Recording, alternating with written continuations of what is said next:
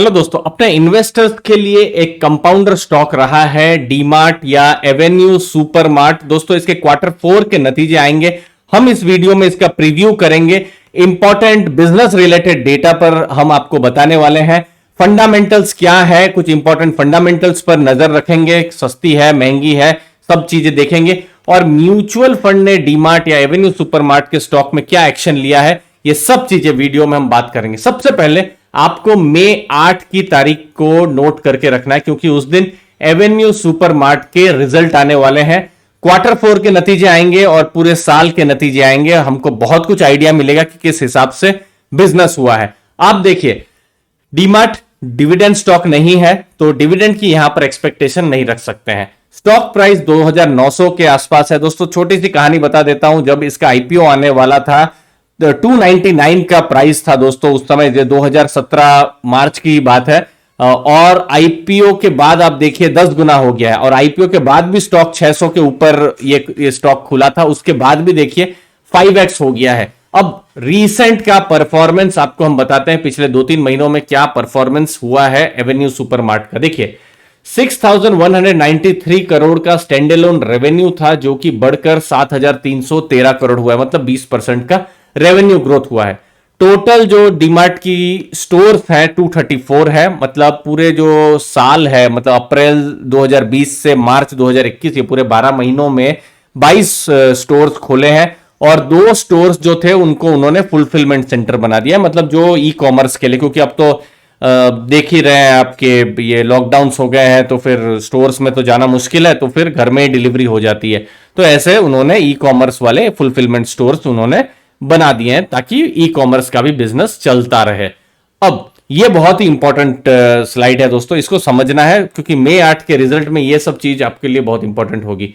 देखिए, जनवरी फरवरी 2021 अभी की हम बात कर रहे हैं, तो 2 साल से पुरानी जो दुकानें थी, दुकानें नहीं, स्टोर्स जो थी, 6% ग्रोथ हुआ है। ठीक है, लेकिन 15 मार्च के जो पहले 15 दिन थे, वहां पर ग्रोथ कम हुआ है।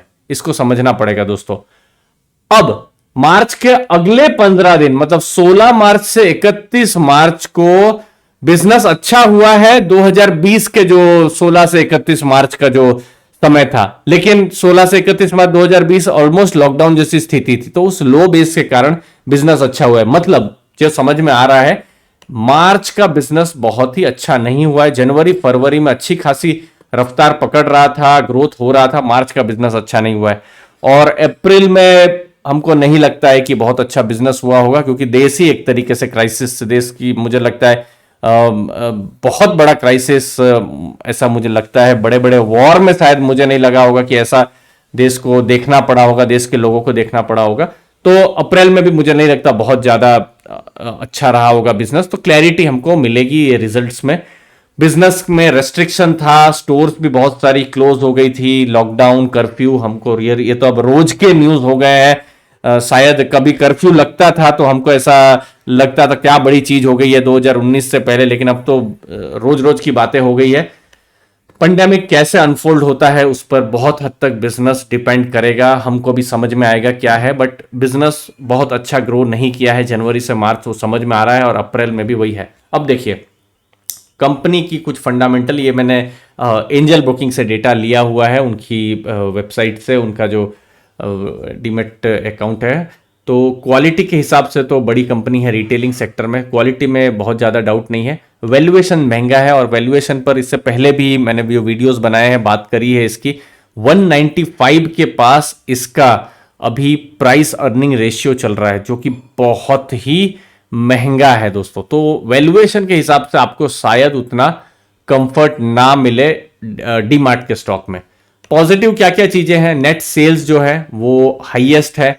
Profit before depreciation interest tax, ये भी हाईएस्ट है। Operating profit to net sales, ये भी हाईएस्ट है, 9.14। रिटर्न ऑन कैपिटल इंप्लॉयड पूरे जो हाफ ईयरली, जो 6 महीने का जो रहा है, ये बहुत कम रहा है, 10.59%।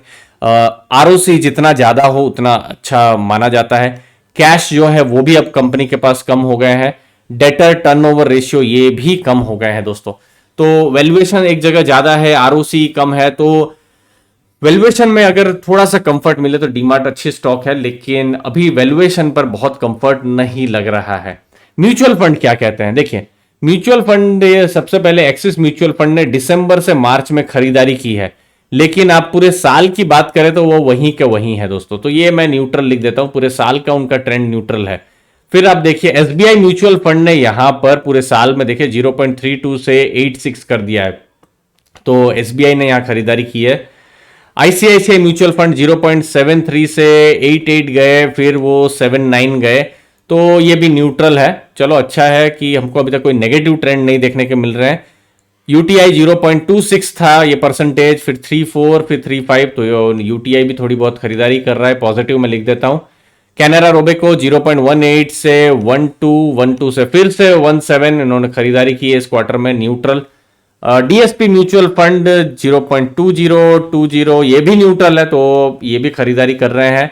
और यहां पर लास्ट में ये मिरई का डेटा है, मिरई भी बिल्कुल खरीदारी कर रहा है पॉजिटिव। तो म्यूचुअल फंड के तो एक्शन से मुझे लग रहा है कि वो लोग पॉजिटिव है, और म्यूचुअल फंड का जो भी पैसा होता है शॉर्ट टर्म के लिए नहीं होता है, लॉन्ग टर्म के लिए होता है, तो वो हमको देखने को मिल रहा है डीमार्ट के जो जो उनका जो अपना जो स्टेक है उसके हिसाब से। बाकी वैल्यूएशन में थोड़ी सी महंगी कंपनी है, पेंडेमिक का अच्छा खासा असर हुआ है। अगर ई कॉमर्स बिजनेस में अच्छा खासा ग्रोथ देखने को मिलता है तो फिर स्टॉक में री रेटिंग हो सकती है, स्टॉक के लंबे टारगेट आ सकते हैं। हमने देखा है स्टॉक ने अभी सेंसेक्स को अभी पिछले कुछ महीनों में सेंसेक्स का रिजल्ट अच्छा था तो उसको वो पीछे नहीं कर पाया है।